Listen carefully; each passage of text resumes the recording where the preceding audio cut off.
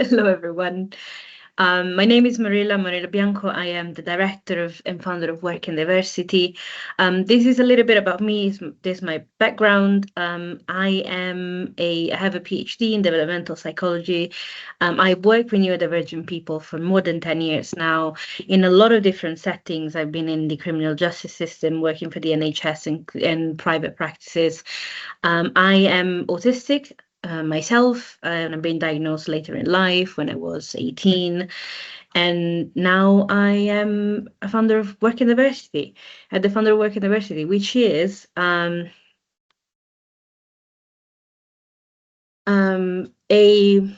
social enterprise that supports neurodivergent people in taking ownership of their environment, their opportunities, and their future. What do we mean by that? We support people getting as close as possible to the employability threshold. And that for us means doing one-to-one work and group work with neurodivergent people, and also supporting organizations to create more accessible and inclusive neurodivergent-friendly services, workplaces, and communities in general. About the session today. Today is not Neurodiversity 101, because this is a series, because many of you would know already what neurodivergency is, what it means to be neurodivergent. So today we'll be specifically looking at high risk periods for neurodivergent people and transition, why transition are such high risk, and how services can support successful transitions. By the end of today, we'll be looking at the hidden demands of transitions, why overwhelm and crises can emerge during transitions, especially for neurodivergent people, and how services can help reduce uncertainty and increase support in a way that is safe and in a way that can actually support the individual. So this is our program for today. If we want to have a chat about neurodivergency in general, about neurodivergent people, we can do that. But this is not why we're here today.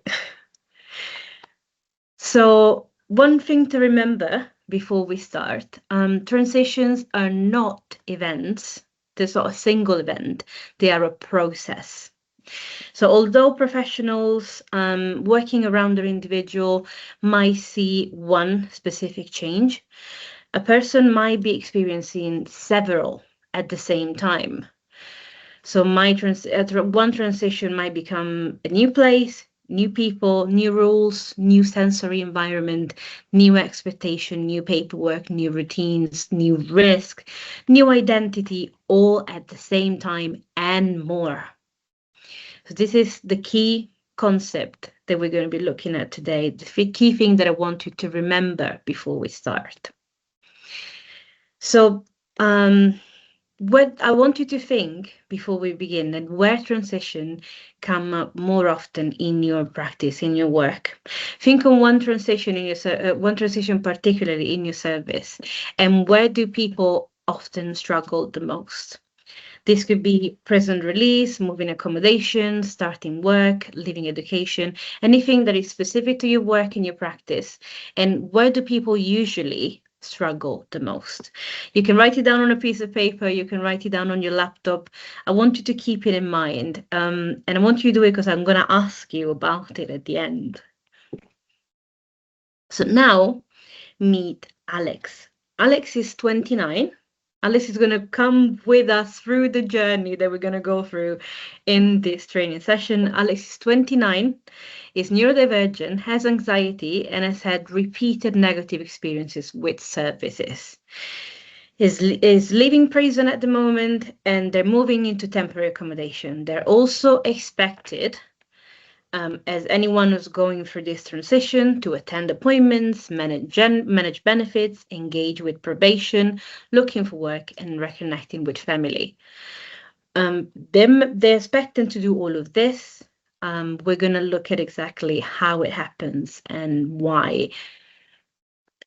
So on paper, as many of you will know, this is a release plan. This is usually how release plans work. In reality, for Alex, this is a complete life reconfiguration. Everything that Alex knew and has known for whatever amount of time is now changing, is being reconfigured to meet a life event, a life event and a new series of life, how life is going to be looking at from now on. So how many transitions do you think Alex is actually experiencing? I don't know if we can do it. Can we put a number on the chat? Can you think about roughly how many transitions Alex might be experiencing, passing from prison to accommodation? I'll give you about a minute.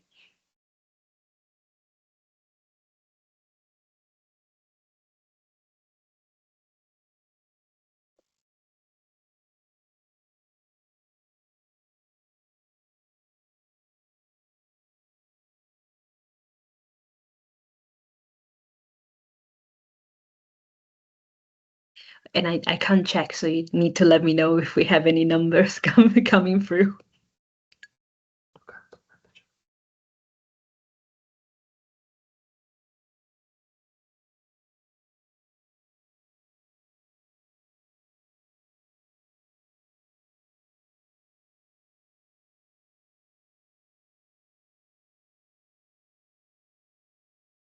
All right, what do we think? Is there anything coming through? Yeah, there's people saying 30, 20, 7, like various numbers, 70, 60, 50 plus. Someone's put thousands. It depends on many factors to the individual. Over 100. Yeah, lots of different figures. Perfect. Well, I did a bit of a very general count, thinking that we don't really know what Alex's situation is. It is going to change from individual to individual, definitely.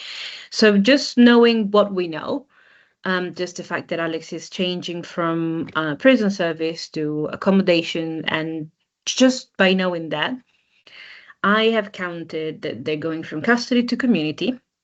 They're going from structured routine to unstructured time, from known to unknown environment, to from familiar staff to completely new professionals, from clear rules to unclear expectation, from meal provider to self-management, from limited choices to way too many choices. I don't know if any of you, I'm sure all of you have tried to decide what to eat for dinner every night. I find it unbearable every night. I hate that. Benefits, admin systems that they're going to have to navigate. We don't know how long Alex has been in the service and in prison. We don't know how much technology has changed in the meantime, how much benefits have changed in the meantime. They change so quickly right now. Employment expectations. How long has Alex been unemployed? Have they ever had a job? They're going to have to find one now. We don't know family relationships. That can bring a whole new branch of changes and things we're going to have to adapt to. Sensory changes between one environment to another, or many environments, because it's not just one accommodation. Usually it's many. Travel demands, digital access, as we were talking about, and is also a complete identity shift. So just by this, just looking at this, I have counted at least 14 different transitions that Alex is going to be experiencing. That is a lot, going from looking at just the one major transition that the system might be looking at. So moving from prison to community, to an accommodation. So the risk in general is not one transition, it's transition overload. It's way too many at the same time. So why are transitions challenging? Because transitions in general, as human beings, they require us to process new information, make decisions, tolerate uncertainty, learn new rules, routine, navigate relationship, regulate emotions, maintain existing responsibility, and creating new ones. So transitions are not usually difficult because people dislike change, although many people do dislike change as part of being human. They are difficult because change require adaptation. You need to adapt to new environment that you don't necessarily want to adapt to either. Sometimes transitions are just required. So now we have established that transitions increase demand, and the greater the change, the greater the demands are placed on the individual, and the transitions are difficult for everyone. And we haven't touched on neurodivergency whatsoever. So you might be asking why we're here then. This is a webinar about neurodivergency. This has served us as a base, right? So we have established now the transitions are difficult for everyone. Every human being finds transition complex, especially when we have situations that are already complex to begin with, which is where many of you, situation where many of you are already working with complex people, complex situations, complex human, complex transitions. So why are neurodivergent people disproportionately affected from transitions? There's many, many reasons why. So same transitions usually creates more simultaneous demands to neurodivergent people. Neurodivergent people in general that we know have already struggling with many of the demands on this on the table, on the list that you see here. So executive functioning, predictive thinking, communication, emotional regulation, sensory processing, social processing, interception, future-oriented thinking. I'm not going to go through what all of these are. There's a little bit of this in the slide. You can have a read through it if you want. You're going to get the slide at the end. You're going to get my email. We can discuss it as well. But in general, the idea is many neurodivergent people already experience significant effort navigating this in day-to-day life, regardless if a transition is coming, if a period of change is coming. When a period of change is coming, when a transition is coming, these demands increase dramatically. So not only we have the transition, which is very, very hard to begin with for everyone, we're adding dramatic increase of demand, which are usually quite complex to begin with, on top of this. I'm going to talk you through a few of them. Not necessarily because they're the most important. All of these are important, and they're going to be difficult to different degrees for different neurodivergent people.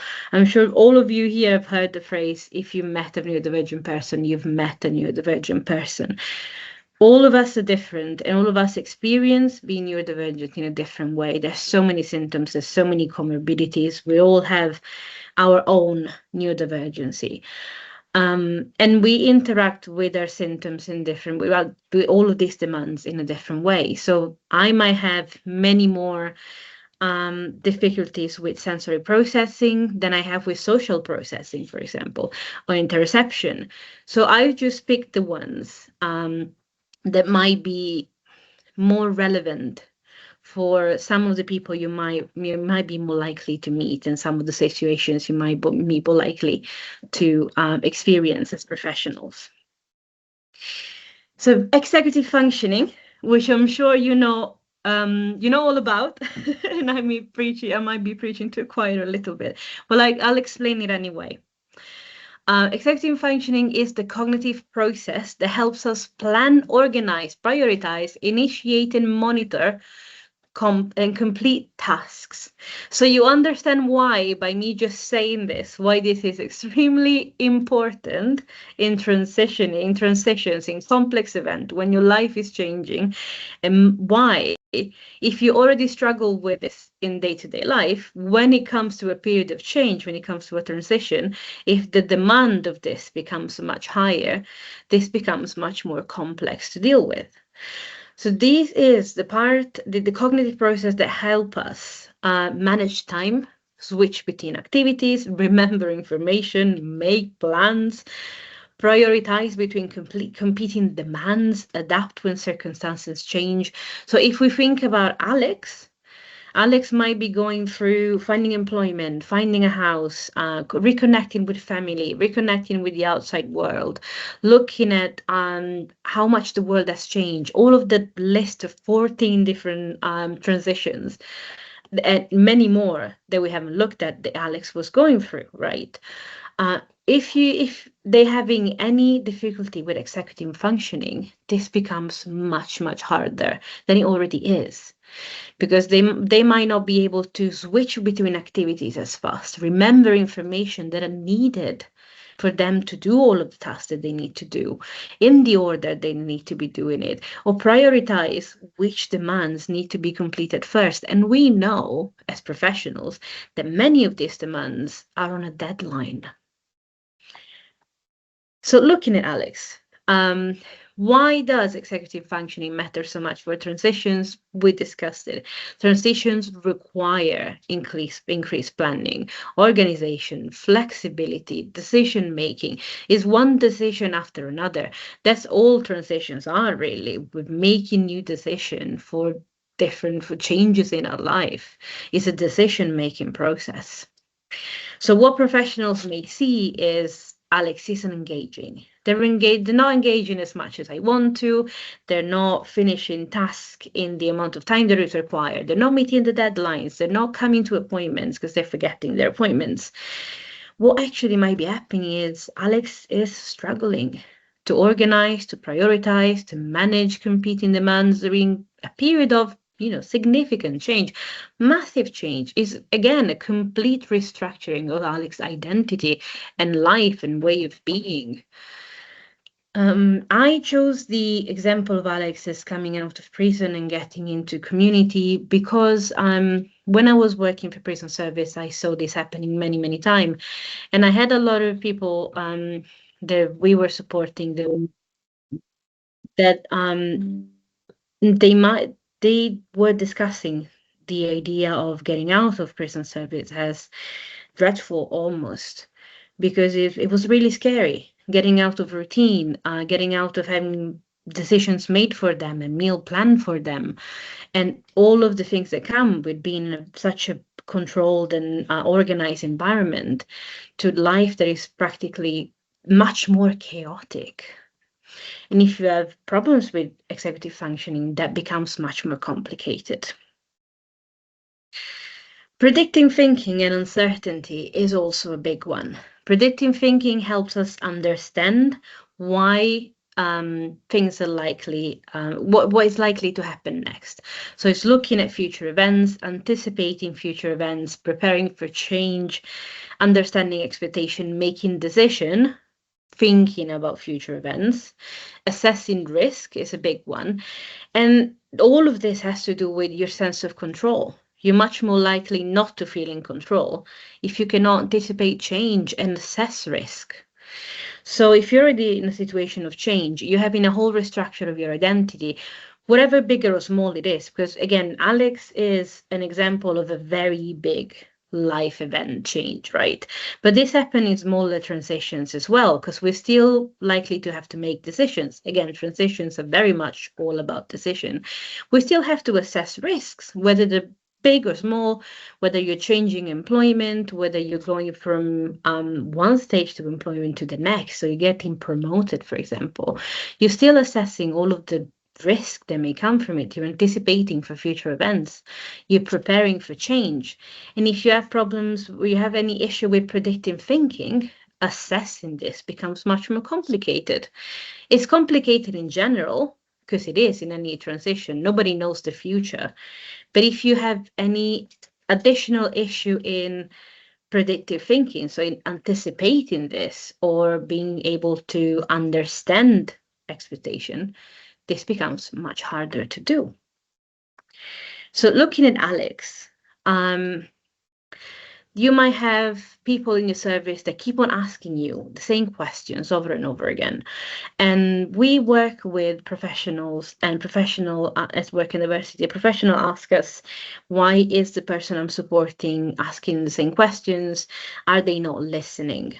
That's usually where our mind go, right? If I'm having to repeat myself over and over and over again, it's because the person that I'm supporting is not listening to me. Well, they are. It's just that they might not be able to predict uncertainty, such as much, or planning as well. So what they're trying to do really is lower the level of anxiety by reducing uncertainty, trying to build a clearer picture of what comes next for them. And since they might be having problem picturing what their future might look like, if it's not as clear, or we don't have all of the answers, and nobody does, or we don't have the answers they might need. We might have some others, but not the ones they might need at the time. The mind gets stuck in a bit of a loop, right? And for many neurodivergent people, that loop is a big problem. So you don't just get stuck in the loop when you're awake or when you're thinking about it. It's a loop that never stops. It's a loop that never gets closed because you don't have the answer, so you keep on thinking about it. And it just keeps on going and going and going and thinking, and you can't really stop it. And the easiest way to stop it is getting to the people that you think have the answer and ask questions. So they might become repetitive, but because their mind is also going through this repetitive cycle of trying to make sense and trying to build a clearer picture. It's driven by anxiety and it's driven by a need to organize for the change. Everybody has it. We're all trying to do it. It's the degree of success that changes, or degree of regulation that changes. So we've talked about why this matter during transition. Transition always involves uncertainty. We all know that. But I want you to think about it from the perspective of Alex. Alex may not know what happens next to them, who will contact them next, how long things will take, what support will be available, and what is expected of them. These are all big things that you need to know to prepare for change. And these are answers we not always have as professionals as well. Communication and social navigation is a big one. We all know it.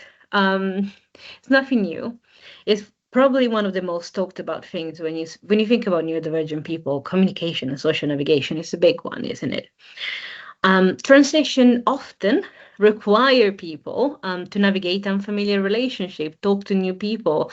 They're always about interfacing with new systems and building new expectation. You're expected to do new things in different ways. This might be asking for help, explaining needs, understanding expectation, building trust with new professionals. You spend all of this time building trust with someone, and now you switch into another service. You have to start all over again. For some people, that's extremely hard. And I fail to see how that wouldn't be hard for anyone. Again, we're talking about degrees of how hard it is. Interpreting social clues and unwritten rules, adapting to communication styles, really hard to do, adapting to different communication styles, especially between services as well. Every service, you will know it, has got a different communication styles and different expectations. It's hard for everyone. It's hard for professionals as well. Until you start communicating with different services, you won't know how they will respond to you. Those are different communication styles. So for Alex, why does this matter during transitions? We know periods of change involve meeting new people. We know it. Or interfacing with unfamiliar systems. Information is usually spread across multiple professionals all the time, organizations and services, especially the way we work. You know it, I know it, we all know it. Information is spread and we tend to work in silos. Most of the time, professionals don't have the occasion to communicate properly with one another. It's not a system that is built in a way where it's easy to communicate between teams. This makes it more complicated for everyone, for professionals and systems and people that are trying to support neurodivergent people and for the neurodivergent people themselves. It creates a lot of problems that you already know. So having to re-explain traumatic situations over and over again, having to go through hours and hours of assessments again and again and again, or explaining your situation, your problems to someone new every single time, depending on the service, is how it is. And also not trying to get the information you need for the person you're supporting for only one place, just having to go and find it. And if you're having problems with communicating and understanding social informations and social cues, that becomes more complicated. So what a professional might see looking at Alex is Alex is not asking for support. Alex doesn't seem engaged, and Alex didn't tell us where they're struggling. In actual fact, what might be happening is Alex is unsure how to approach asking for help. They don't know what they need. They have tried to engage multiple times. Again, Alex in particular is a person that has had multiple bad experiences with the service. Maybe they have tried to engage multiple times and they're not ready to engage anymore. They might be thinking that it doesn't bring to anything anymore. We have plenty of people like that in the neurodivergent community. They might be struggling to formulate questions. They don't know how to ask it, who to ask it, what's the right language to use, what's the right terms to use. They might find the communication exhausting. Too many people, too many services, too many ways that I have to explain it. I've explained it so many times. I'm tired. I don't want to do it anymore. So I'm not going to engage. I need a break. I don't want to do it anymore. They might be lacking trust in your relationships. This is especially important if the relationships haven't been great in the past. And they might be struggling to understand how they feel themselves. Future-oriented thinking and delayed discounting. Delayed discounting is it is a bit of a clinical term. Some of you that might be very aware of what this is. Some of you that might not. It's just the idea that cognitive processes where immediate the discomfort is weighted more heavily than distant consequences. So basically, it's people having difficulty weighing between a immediate reward towards a bigger reward that might take longer to get to. That's the idea. And this may involve investing effort now for benefits that might come later, tolerating medium-term, short-term discomfort now for idea of a better future, for example, prioritizing long-term goal to short-term rewards, and persisting despite uncertainty. Now, delayed discounting goals is much bigger concept than this. This is adapted to what we're talking about right now. So if I'm having problem, right, if I'm a neurodivergent person that has problem persisting despite uncertainty, I am one of them. As an autistic person, I have problem with delayed discounting, right? That's just me. Not all autistic people do. This is a problem that you may see more in people with ADHD. But again, I think all neurodivergent people, and to a certain degree, all people have problem with future-oriented thinking. If I'm having problem persisting despite uncertainty, it becomes more complex weighing my options, right? Am I able to tolerate medium discomfort or having to go through all of the paperwork and all of the things that you're asking me to do now for a benefit that might or might not come or might come in several years or in a few years or even, 6 to 8 months time? That is a long time. Am I really ready to do this, especially if the discomfort that I have to go through is so big? For me, at least, paperwork is my Achilles heel and it's giving me so much discomfort. Am I actually ready to go through so much of it for the benefit? It's hard to balance, especially if I'm having specifically problems with future-oriented thinking, with delayed discounting. This becomes even harder when trauma is involved. I know I'm pretty sure you're aware. I will go quickly through it anyway. There's a psychological theory that thinks that our brain learns concept through schema. Throughout our life, we create schema of what our life is supposed to be. We use our experiences to gauge future, to understand our outcomes, to predict how things are going to go. right? If I have a history of trauma, and I'm pretty sure good things usually don't come my way, I'm much more likely to not go through the medium to short-term discomfort for a benefit that I'm not sure is going to come to me. Even if you, as a practitioner, as a professional, are sure the benefit is going to come, the person you're supporting might not be, not in the same way. And if they, on top of that, have problem with future-oriented thinking, that becomes extremely more complex. So looking for Alex, what professional may be seeing is Alex keeps focusing on immediate problems. So the problems, even if they're smaller, or even if the for you are much smaller than the much greater benefit, maybe housing, maybe, whatever it is that is out at the horizon for you, they keep on focusing on the immediate one, like how big is the form, or how long is the travel, or I don't know, how sensory overwhelming the place you're meeting at is, or whatever it is. The problem, the immediate problem that they're focusing on. And that's creating a problem for you as a professional for the future term goals that you have for Alex.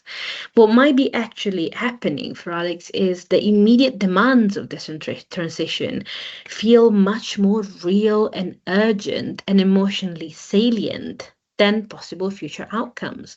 And most of the time, this is something that is really hard to fight.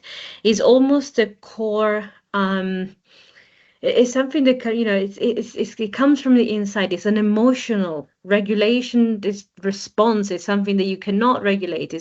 It's visceral almost as a response, and it's extremely hard to regulate. So it's not malice. It's not done on purpose. It's extremely hard to regulate. And you as a professional need to be aware of it so you can support it. So you can spot it and support it. And transitions often require people to invest effort and tolerate discomfort and disruption for benefits that may come much later or a bit later. Because that's how you get things done. That's just how it is, unfortunately. So I would like for you to think how much of your support pathway relies on people continuing to engage before they experience any meaningful benefit. And is there anything you can do to make sure there's little breaks of benefits in between? Is that little small achievable goals that people can have in the meantime that might help them see that this benefit that they're going to be receiving is a bit closer, is a bit more achievable? Is there anything that can give them a small victory every once in a while? It might be possible, it might be not, depending on what service and what you work on, your service and what you're working on. But that's a good way of thinking about it.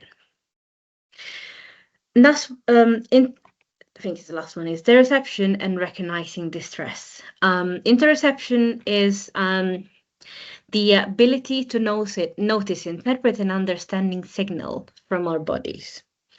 Again, this spans way more than what we're going to be talking about. Interoception is a big concept and it goes way beyond this. But for the sake of what we're talking about here, this includes recognizing stress, anxiety, overwhelm, fatigue, pain, and emotional distress. So if my whole life is transitioning, or even if I'm having a small transition from one thing to another, it's still a transition, and I'm experiencing stress, anxiety, and overwhelm and fatigue, but I cannot recognize it, this might come to a much higher degree. We could have stopped it beforehand, but I haven't recognized it. I haven't told anyone. So you might just see the very end of it when it's become burnout. It has become a crisis, and it's much harder to support and deal with than it could have been. And again, this is something that becomes even harder when trauma is involved.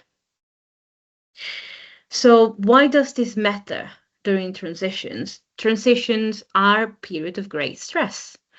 We all know it. And stress usually builds over time during transitions because the demands are bigger, what we need to do is bigger, there's much more uncertainty, we don't know where it's going to end, when benefits are coming. However, recognizing the stress is building is not usually straightforward. It's not straightforward in general for everyone. But it becomes harder if you have interoception problem, right? So what professional may seem is you see a person that you've been supporting for a while and they've been somewhat attending all of their appointments and they're doing quite all right, and at a certain point they're not. So a professional may think there were no warning signs. This has come out of nowhere.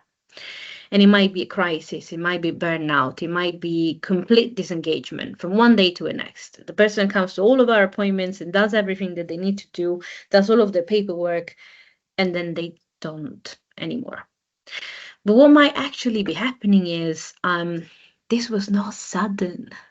It's just that the recognition, interpretation, communication of the distress have been way delayed, way more delayed than it should have been.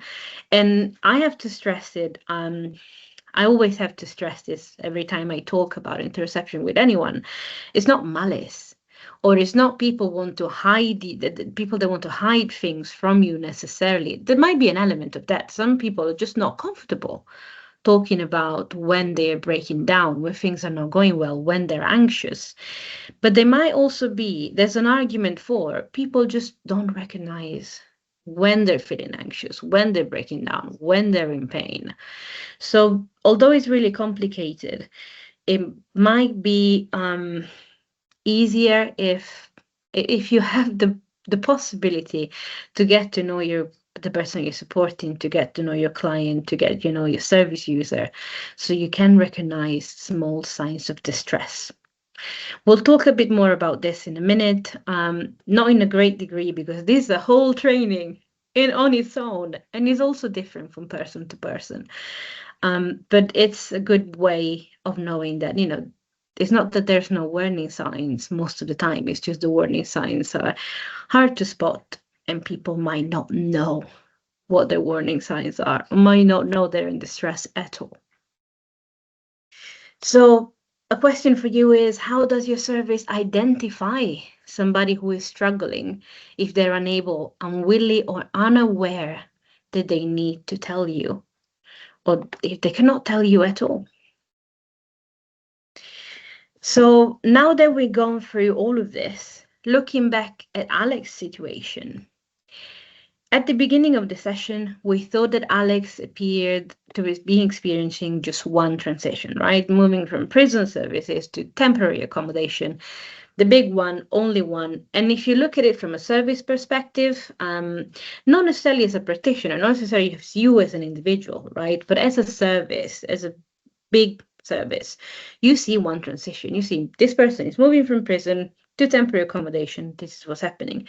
But now, as professionals, as people here in this virtual room, we know that there's actually so many.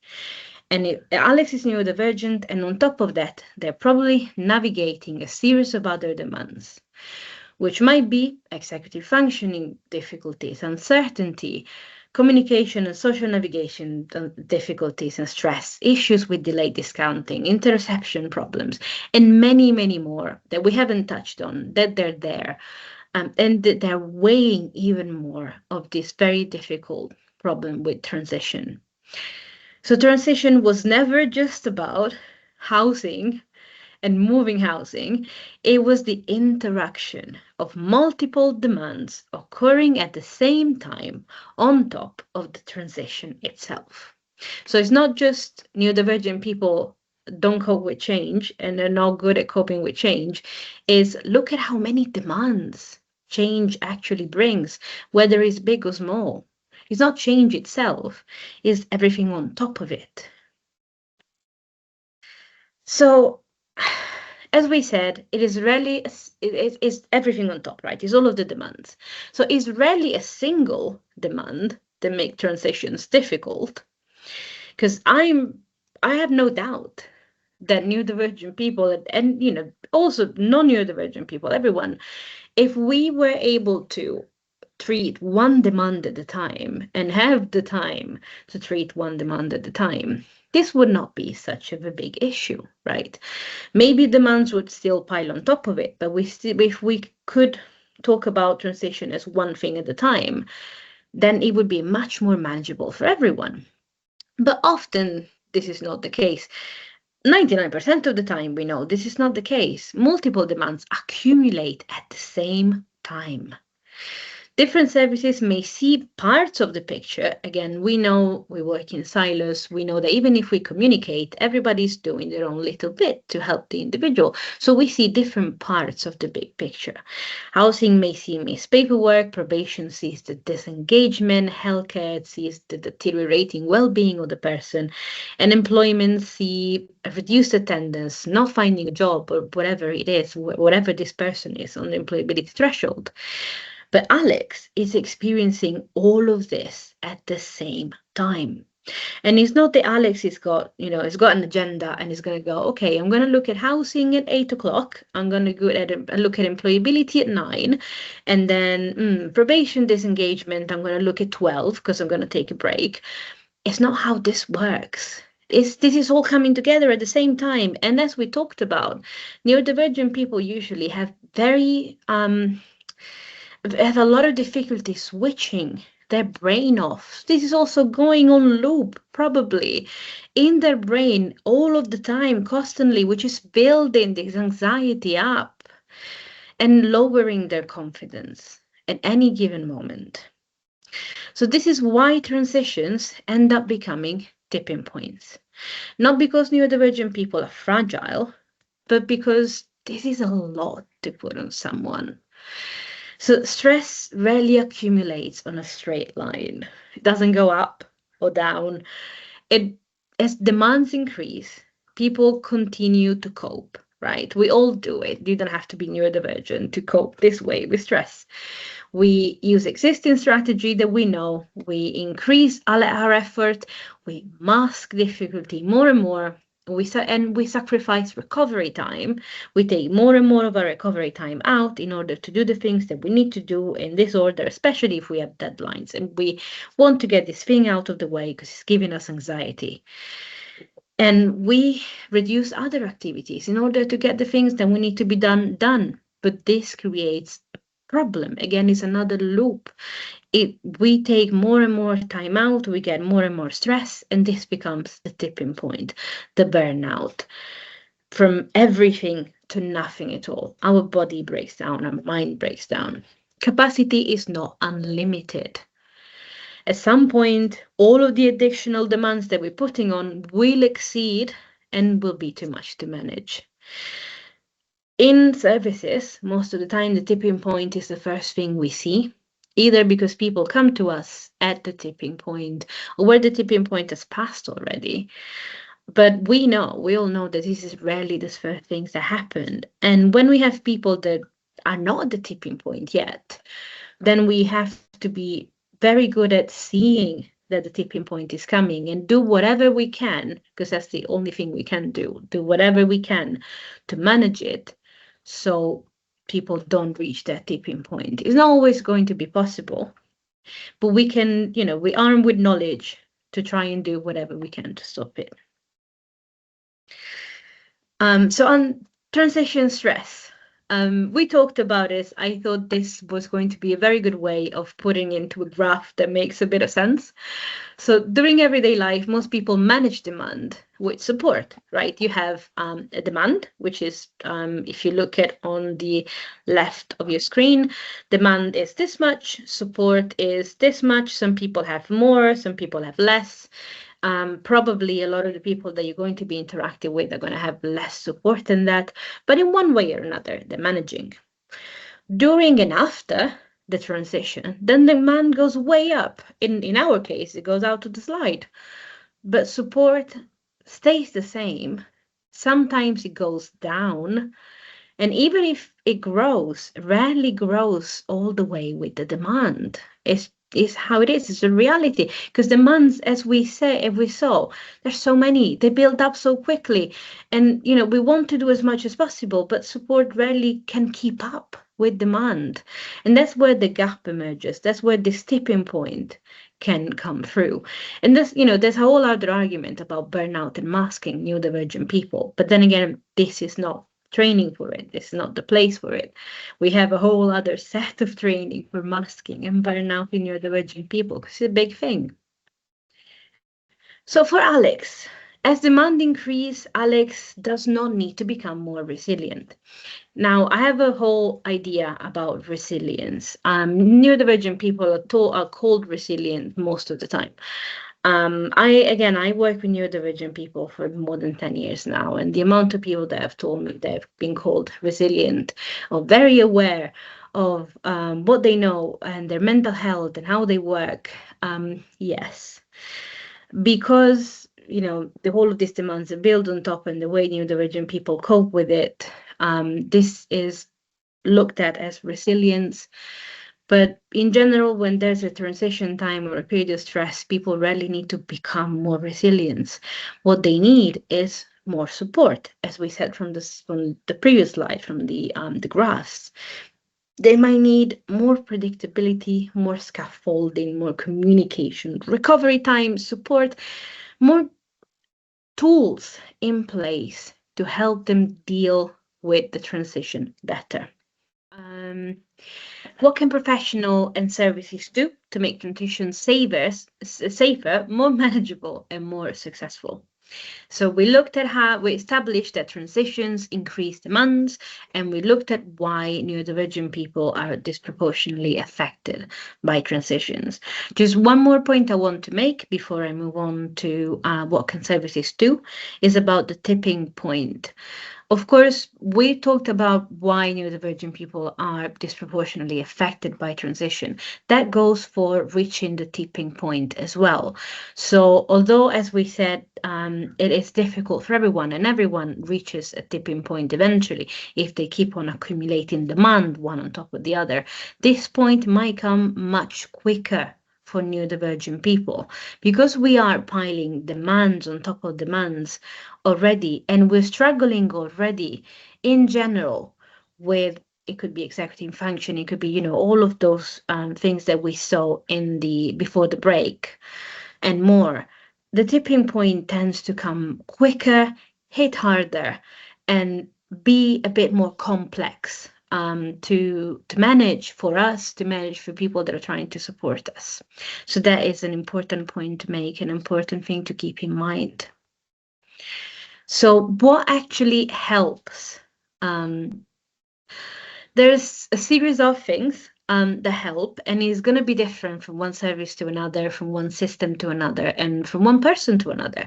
And professionals might do various different things.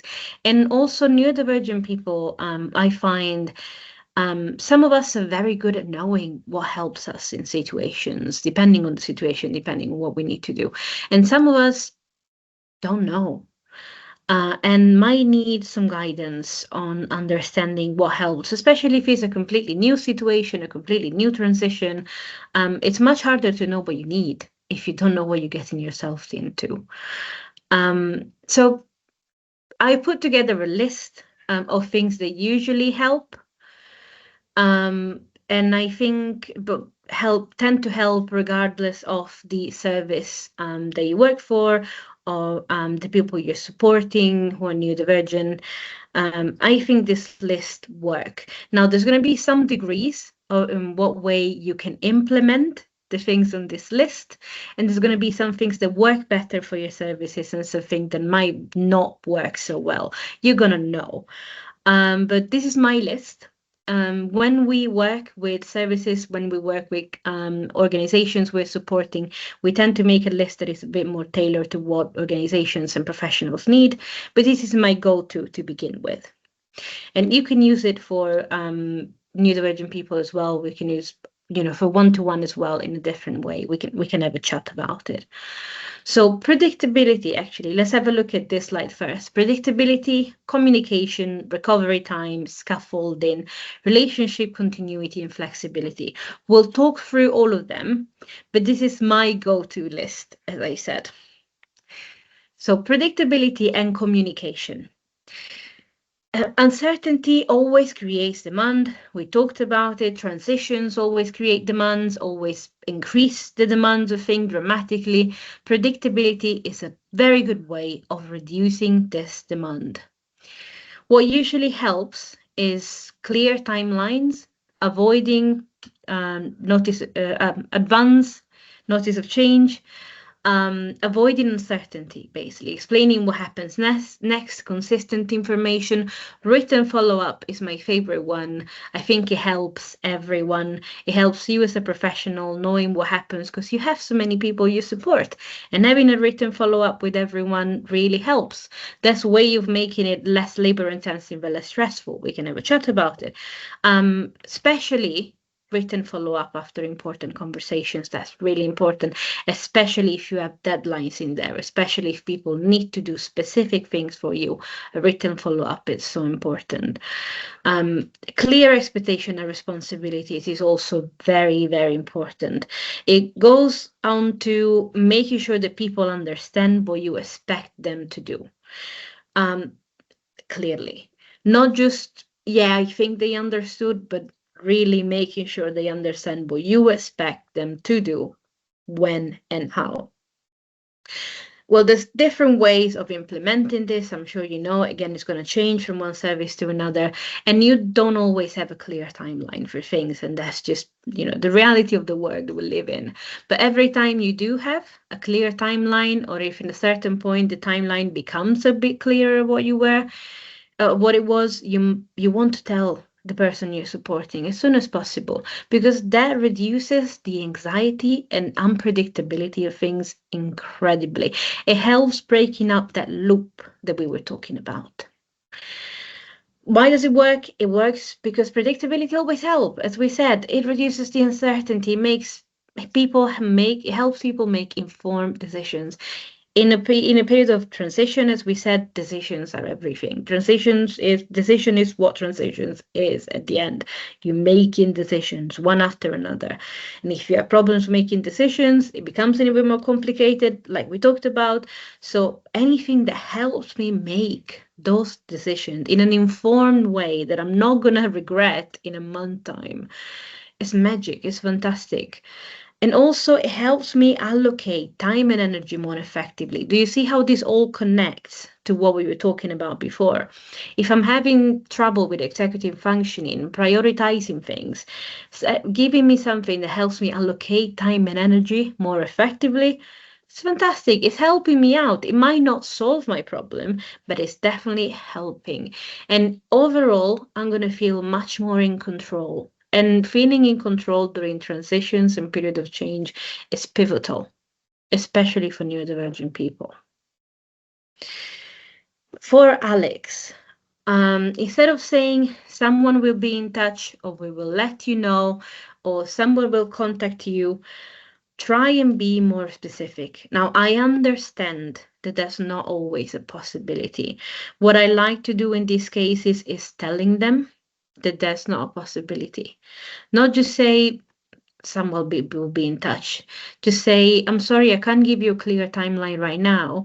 However, as soon as I know, I will let you know. Or someone will be in touch. It might not be tomorrow, but it will be by the end of the week, by the end of the month. Try to give a measure of time. And then if that measure of time cannot be respected for one reason or another, you go back to them and tell them, possibly before the deadline that you've given them, saying, I'm sorry, this might take a bit longer. If you have a reason why, try and explain why. You're always going to get people that are going to get distressed, and you might get complaining. It might get complicated because, again, that's the reality of things. But a lot of people are going to appreciate that you're keeping them in the loop. Keeping people in the loop makes people feel in control and reduces their anxiety, helps with executive functioning, helps with delayed discounting, future-oriented thinking.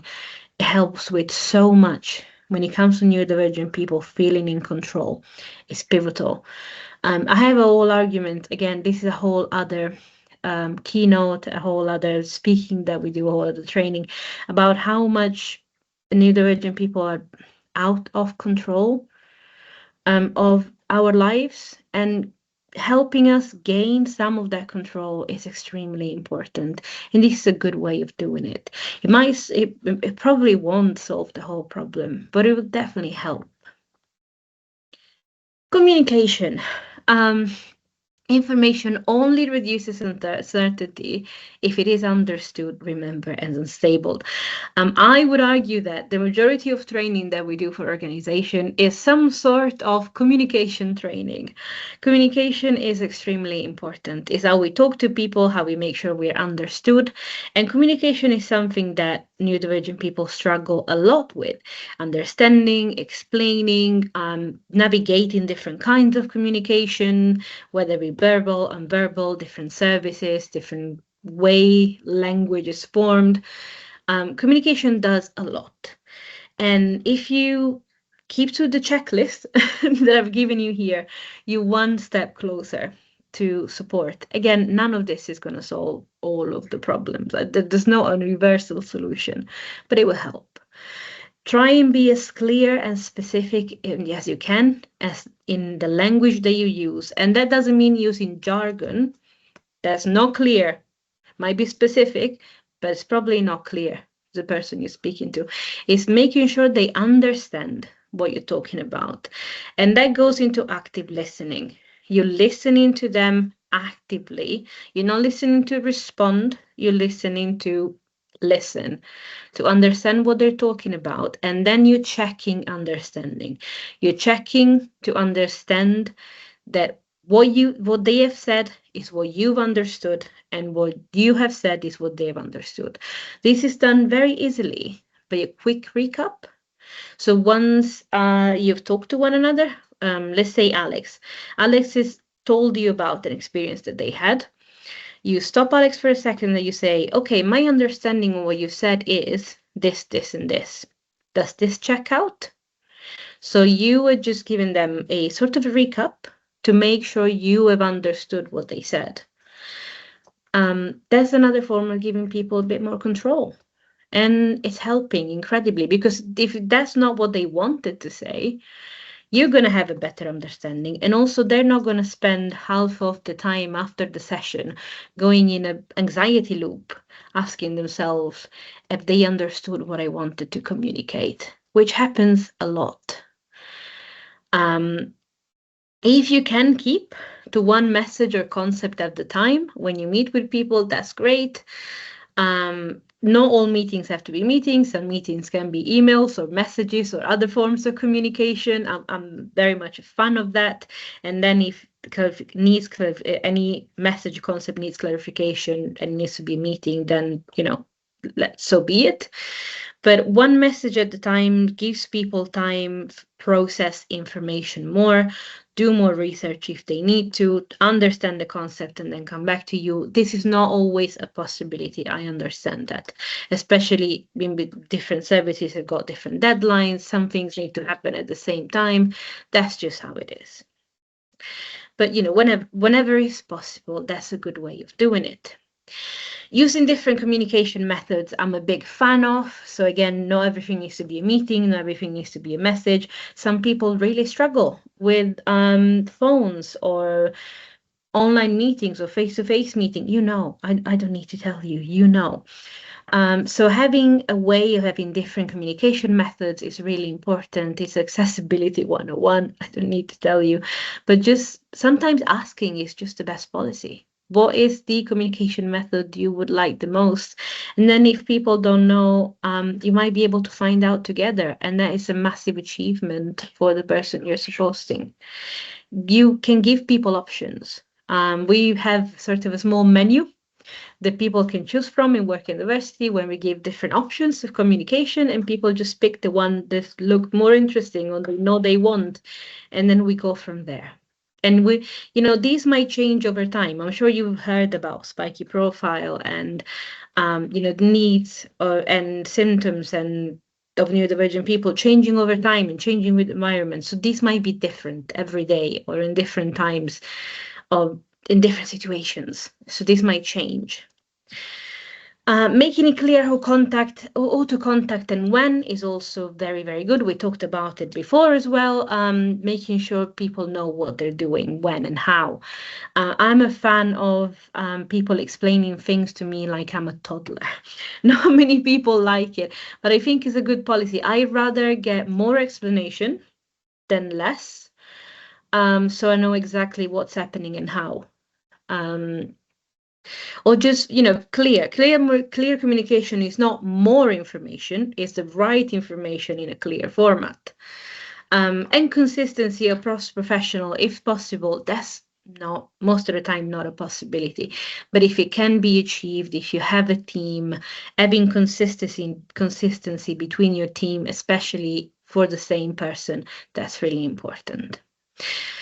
Why that it's important? Because people, especially neurodivergent people, get really stressed when there's ambiguous communication. Interpreting ambiguous communication, ambiguous information is really, really stressful. It goes against a lot of the demands that we're already dealing with.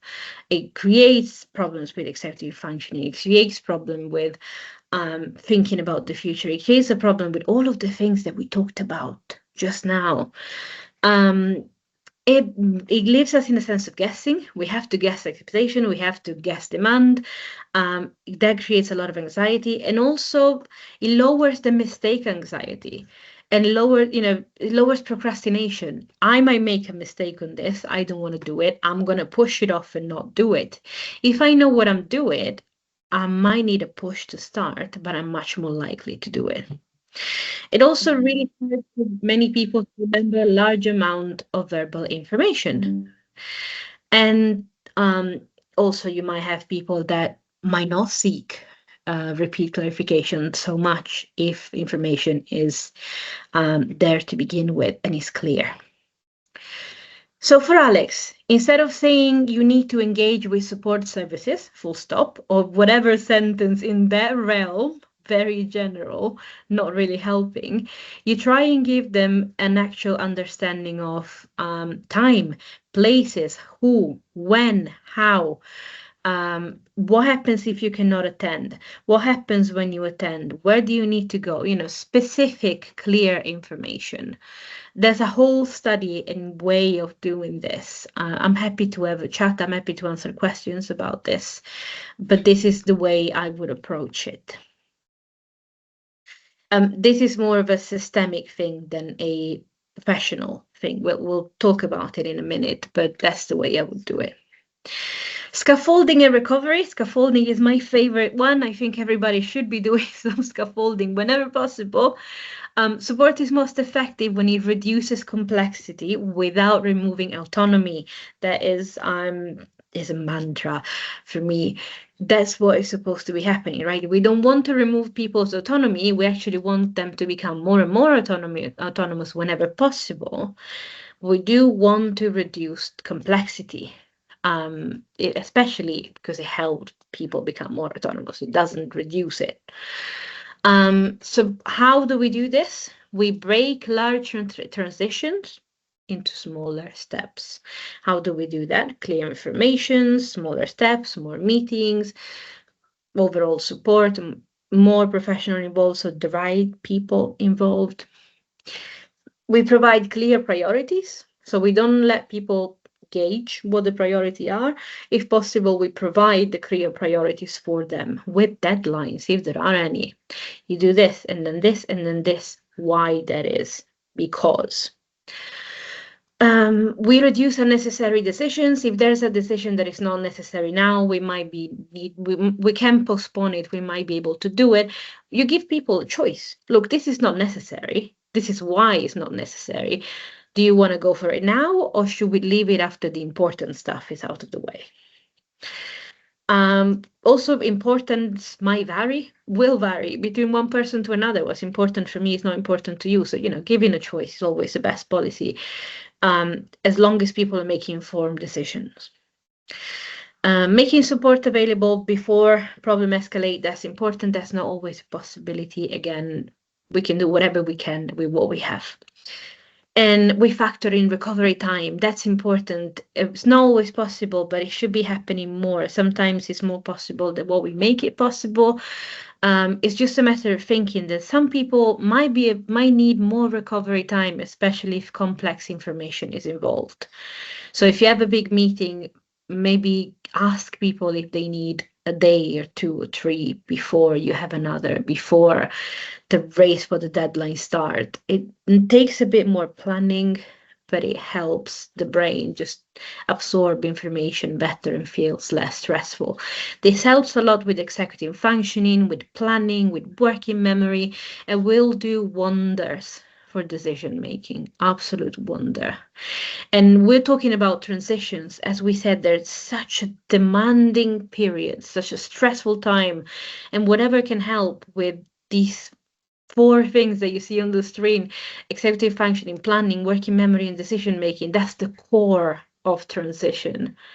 So scaffolding and recovery, so important. So for Alex, instead of we need to sort out your housing, benefit, appointment, support plan, employment goals, everything, maybe we do this a little bit at a time. We scaffold it. Again, you're gonna have, a first meeting where you're gonna tell them everything, but maybe in the same meeting say, yes, but we don't do it all at once. I'm sure many of you do it already, but it's good to be repeating this. So we don't do it all at once. We do this week, this next week, this after that. Some of these things might need to be happen quite close to one another. This is how we're gonna make it work. So you help people prioritize, make decisions, support them, especially when they need it, if they need it. So people will need it more than others. Bear in mind the whole interception and masking we discussed. Relationship continuity and flexibility, that is the hardest one, I think, for you that you're listening to me right now. Because, of course, support is most effective when there is a consistent response and the individuals involved are always the same. That is not always possible. But maintaining trusted relationship whenever it's possible is really important. And if that's not possible, maybe doing a warm handover between service is a possibility. That's really important for neurodivergent people. We're not only struggling with this transition, with all of the demands, we're also struggling between different languages, different services, so many people involved, such a new environment, so many new things. So a warm handover. These are people I trust. These are people I can, I'm leaving you. You know me, I'm leaving you. But this person is equally all right. You're going to be okay. That is so important to hear. Whether the person that you supported will believe you or not, that is still a much more important thing to hear than I'm going to go and nothing is there, I know warm handovers are not always possible, but whenever possible. Oh, introducing new professionals gradually is also very good. Maybe you meet together the first time and then you meet together and then you that have been with this person the longest leave and, gradually build the relationship up. It does a lot of good things. It reduces unnecessary repetition of information. This is really important when we have to work with situation of trauma. And it provides clear points of contact, which is really important during periods of transition. We all know it, and extremely important for neurodivergent people. I cannot stress it enough for everything we talked about.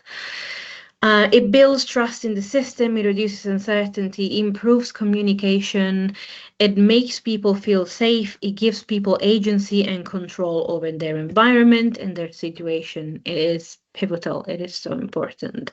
And I know all of you will agree with me, and many of you will try to do this already. So for Alex, one or a few familiar professionals throughout the transition will provide the stability, more stability that Alex might need, rather than disconnected interventions. I'm preaching to the choir. I know you know, but it's important for this to be here and for me to tell you. So you've made it to the end. You've made it to the end of my talk, of this webinar. what we know that people navigate transition. We know the systems shape how difficult those transitions become. There is a point to be made here that most of the things we talk about, they are a system. They're systemic, right? We know that our systems work in silos. We know that we do the best we can with what we have all the time. And many professionals spend a lot of time already doing most of the stuff that I talk about. And I hope there's some things you can implement in your practice about what I talked about.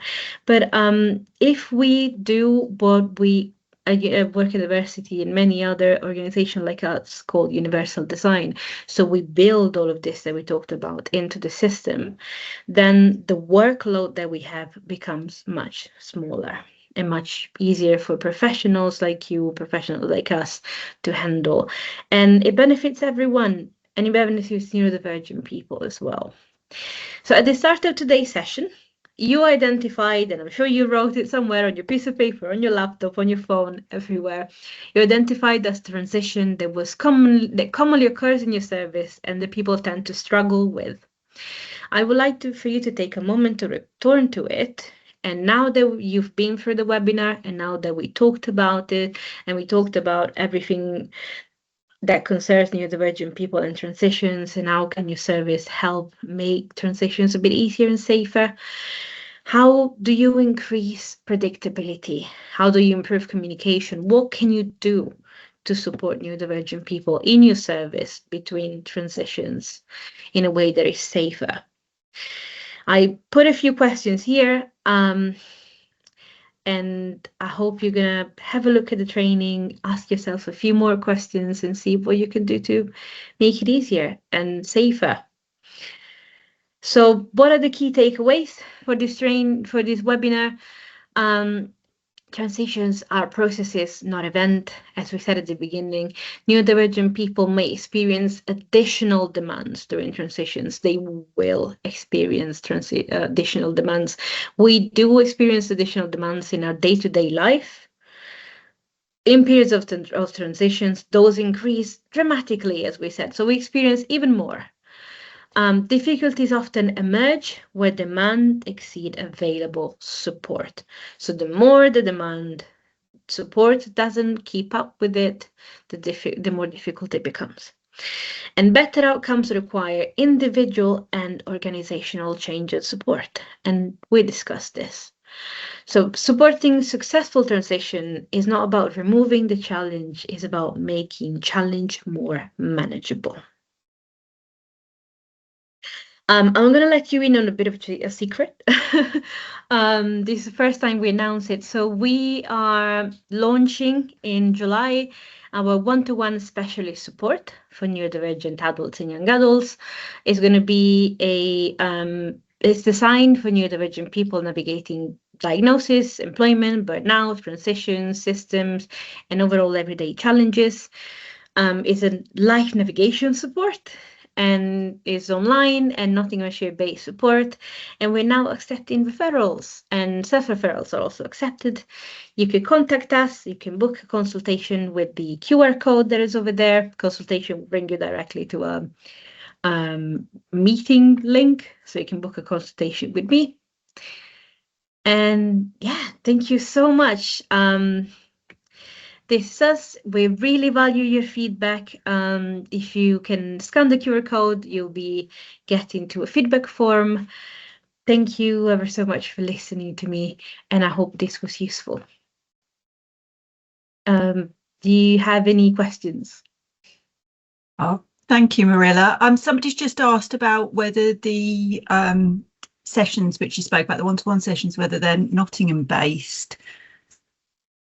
Yes. They're Nottinghamshire based, and they will be online as well.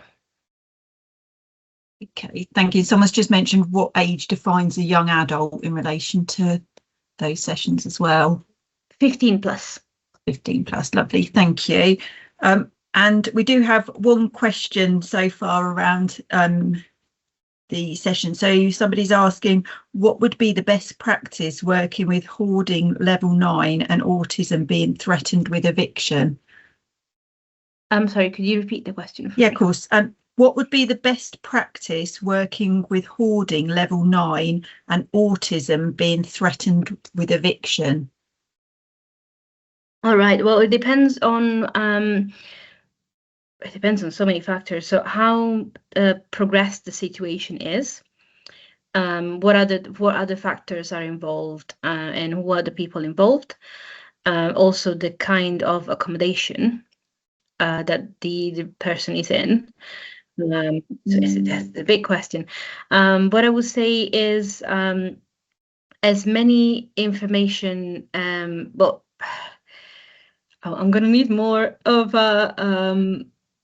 more context for this.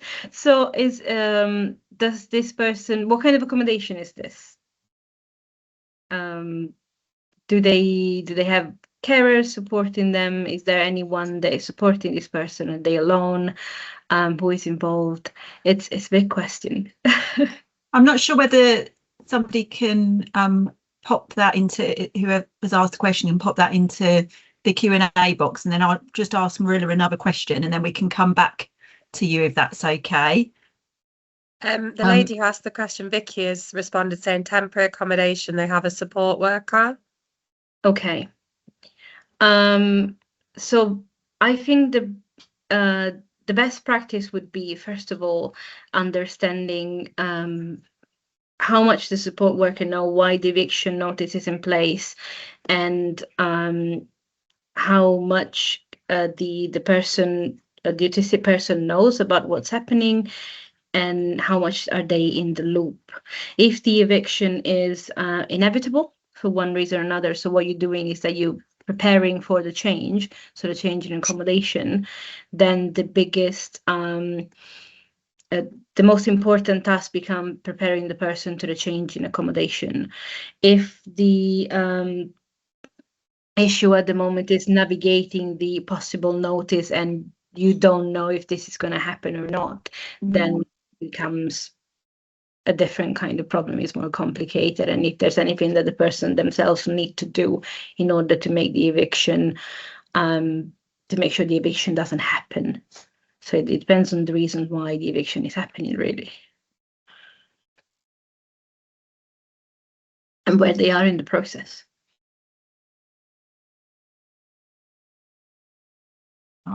Thank you, Marilla. I hope that helps with your question, Vicky. Yeah. We can discuss more about it if you want. Drop me an email. Oh, thanks, Marilla. The next question just is referencing the sessions that are coming up. So it just asks, will there be a professional referrals form for those sessions? At the moment, we're working with referrals by email. So the email that you see, I'm the one managing it. It'll go directly to me. We'll have a chat about if it's a person referral, we'll have chat about the person on the side. Referral form is coming though. We'll have it. Yeah. Oh, thank you. And would someone need access to work? Is another question. Yeah, possibly yes, because there is a cost involved at the minute, although we are applying for funding. But we are under the below the access to work threshold, so it is accessible for access to work. Thank you. There's a few that have come in about these sessions. So there's another one that asks, is there a cost for the one-to-one coaching? Unfortunately, yes, at the minute. We're applying for funding, but until we don't have it, there is a cost, and it's coverable for access to work.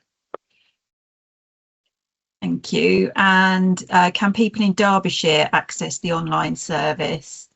Yes. Thank you. Right, so I think they were, sorry, there's another one. I'll just quickly cover this one about the sessions, and then I'll move on to some others about just general things from the presentation. So do you include university students in your one-to-one support? Absolutely, yes. Thank you. So this question asks, do you feel that the supporting autistic clients versus those with learning disabilities in implementing the methods you have provided? you want me to reread that? Yes. So it says, do you feel that the supporting of autistic clients versus those with a learning disability in implementing the methods you have provided? As in if they work for both?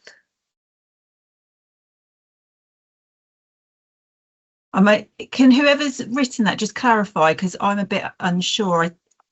I would presume so, but I'm not. I wouldn't like to confirm that. I'm unsure with the wording of the question. The method I provided in the slide would work possibly with a series of neurodivergent conditions. I would say you would know the person you're supporting best. And it's a matter of understanding what is the right fit for the person. So you could be supporting two autistic people that don't need the same thing, or two people with learning disabilities that don't need the same thing. This is just a roadmap of things that could help.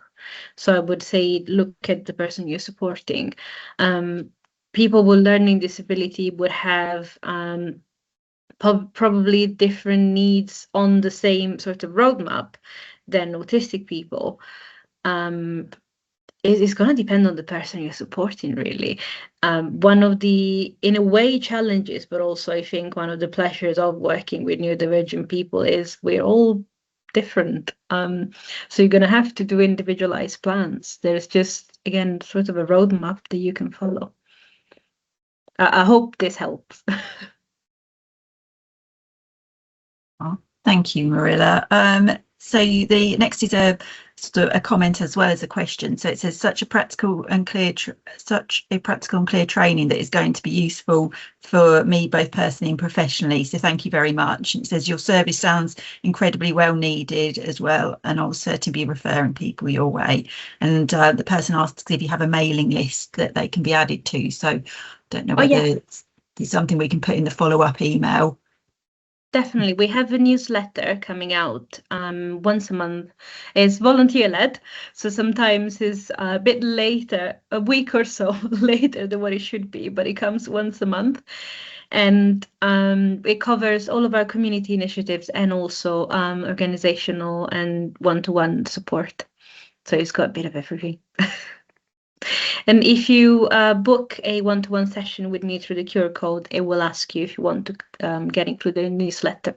But I'll send you the link as well, just so you can put it into the follow-up. Yeah, lovely. Thank you, Marilla. So the next question asks, if someone has access to work funding, does this mean that the support has to be around employment only? That's obviously in regards to your sessions. Not necessarily. We do it's a life coaching. So we can talk about employability through access to work, but that doesn't stop us from talking about what else is going on in life. You're not going to be able to hold on to employment unless the environment around you is not supporting you to do so. Thank you. The next question asks how to communicate this to other services is a question, especially if support planners work part-time and any worker from reception helps the service user in a hostel. That's complex. So if you have a person you can refer to, so if you have on the other side, although it's part-time, a person that is, or more than one person, maybe 2 or 3, that are following the same person you're supporting, you can try and communicate to all of them. Or if it's reception, what you can do is what you can do is that you can try to speak to reception and you can try and send them. What I usually do is I send them 1 page, as clear as possible, as little information as possible, as straight to the point as possible, what I want them to do and how I want them to do it. It does not always work, I'm not going to lie, because it depends on the person that you have in front of you at that point, especially if it's reception stuff. But you can try. Another thing you can do is if you work with this other organization with many clients, you find then you have the same problem with many of the people you're supporting, you can have a chat with the person. There's going to be a manager, there's going to be a person in charge of the people that are helping you.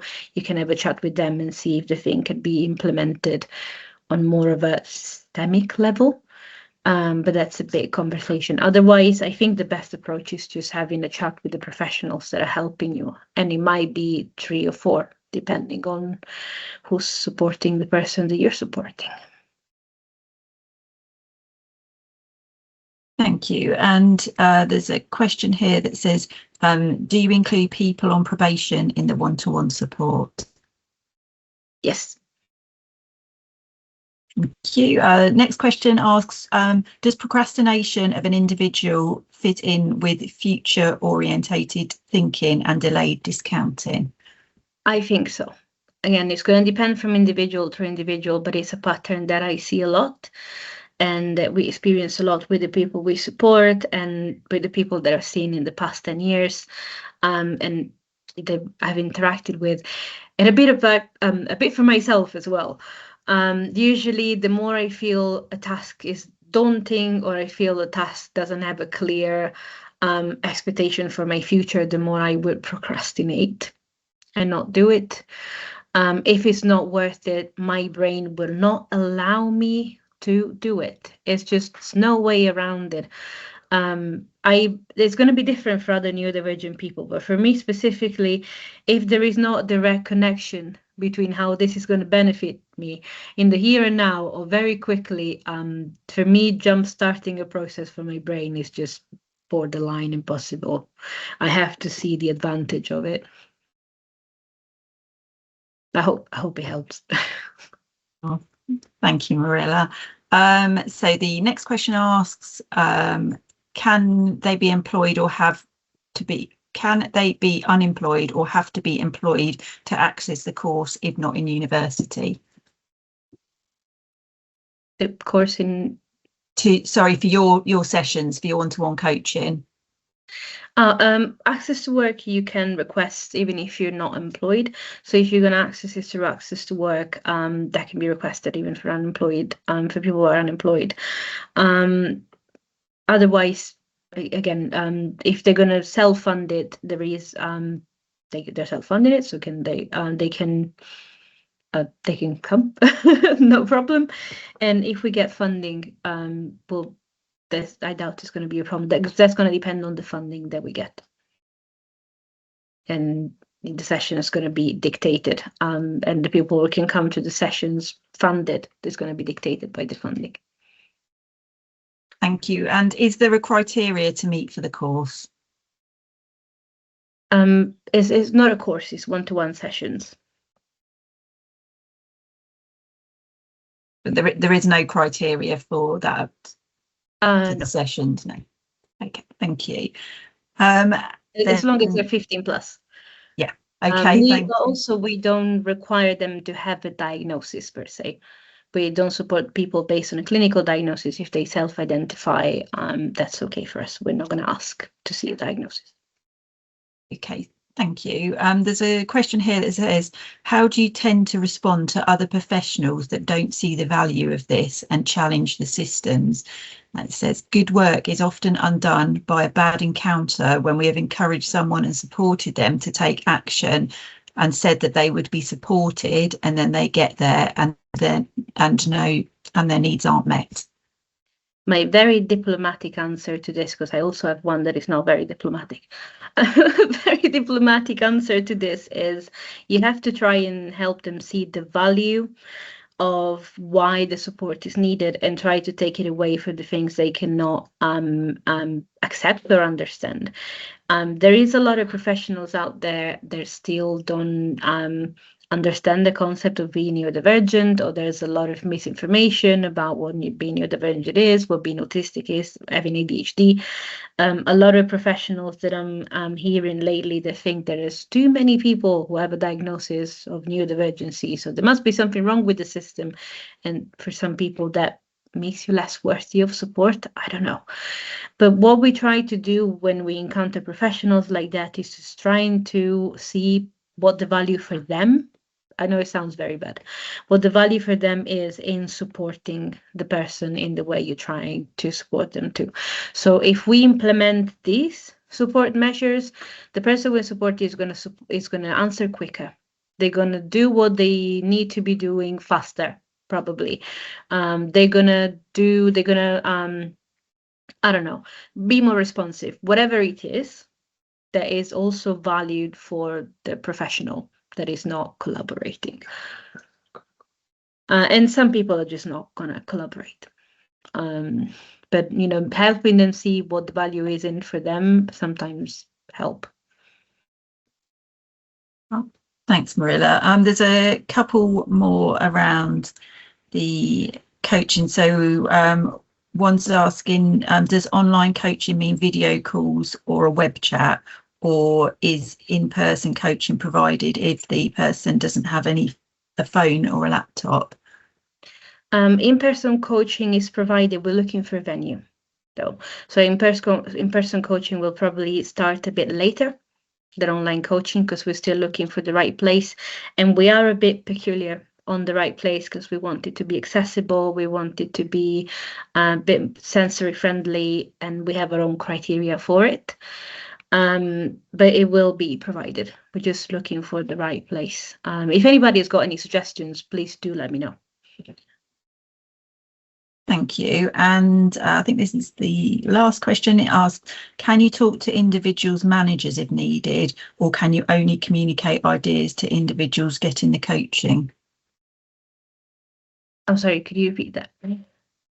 There was a noise on my end that I don't know if you heard from outside. Oh, no, that's fine. Yeah, of course I can. Yeah, so can you talk to the individual's managers if needed, or can you only communicate ideas to individuals getting the coaching?